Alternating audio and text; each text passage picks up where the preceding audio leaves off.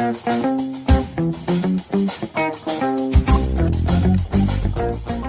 can't hear me? Oh, now we can. Dave, Yeah. Can you hear me now?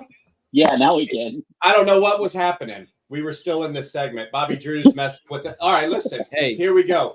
We are in Pro Bowl time. Pro Bowl is over, but let me talk to you about the Pro Bowl, ladies and gentlemen. This year, and I don't even know, I haven't been paying attention to the Pro Bowl for years, but I noticed it flag football. Are you kidding me? But anyway, the NFC won over the AFC 64-59. This is a high school basketball game score.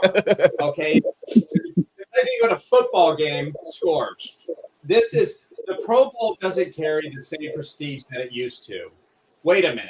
What am I talking about? There never was any prestige with the Pro Bowl. It means nothing. The Pro Bowl is a paid vacation for the guys that were not good enough to make it to the big game that does matter. Oh, and by the way, just for showing up, they each pocketed $42,000 for being in the Pro Bowl. So good job, guys. You had a great vacation. You got to play some, summer camp kind of games. Man, what is up with that?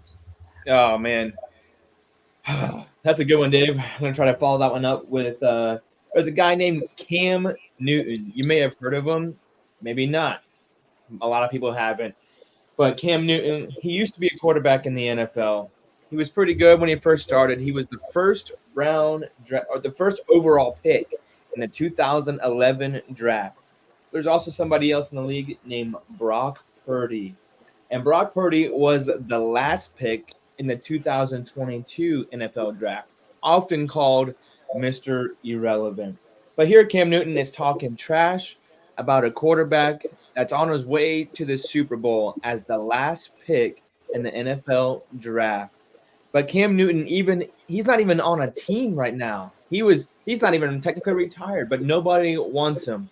So why is Cam Newton, the first overall pick, which he can't even land on an NFL team, talking about a quarterback that's on his way to the Super Bowl?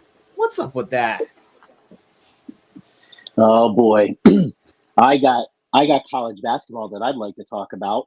I'd like to talk about the Purdue Boilermakers, the number 2 team in the country, not number 1. We know who that is. They had 2 games last week. I almost want to say that officials in college basketball aren't going to be like pro officials, but unfortunately they are. Wait till you hear these stats. In a game last week in Indiana, Purdue played Northwestern and won 105-96 in overtime. That means that there was 45 minutes of basketball.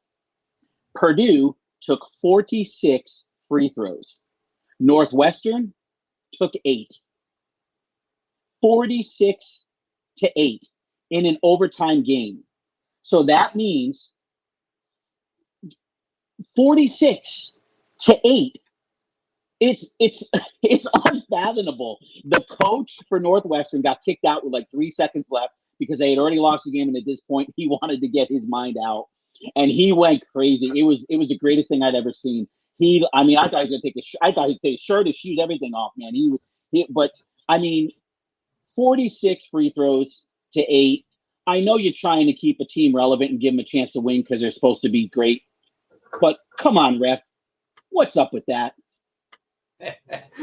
Hey, let's talk about the head coaching hiring cycle in the NFL. It's over. It concluded last Wednesday when the Washington Commanders finally hired somebody. They got Dan Quinn in as their head coach. All available spots are filled. But, Brian, there are 3 big names on the outside looking in that didn't find a head coaching job. We got Bill Belichick, Pete Carroll, and Mike Vrabel, a combined winning record of 526 wins in the NFL, and none of these guys could land a head coaching job. What is up with that?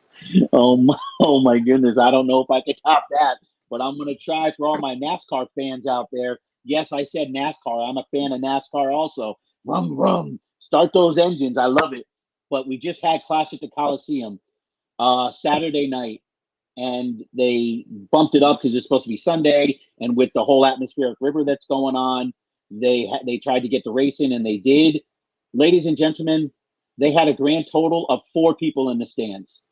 Well, I'm just kidding. It looked like 4 people. But the excuse that NASCAR is making is because they had to bump it up from Sunday to Saturday. They couldn't really get anybody in there. No, because you have 575 horsepower cars trying to drive around a 1/4 of a mile track.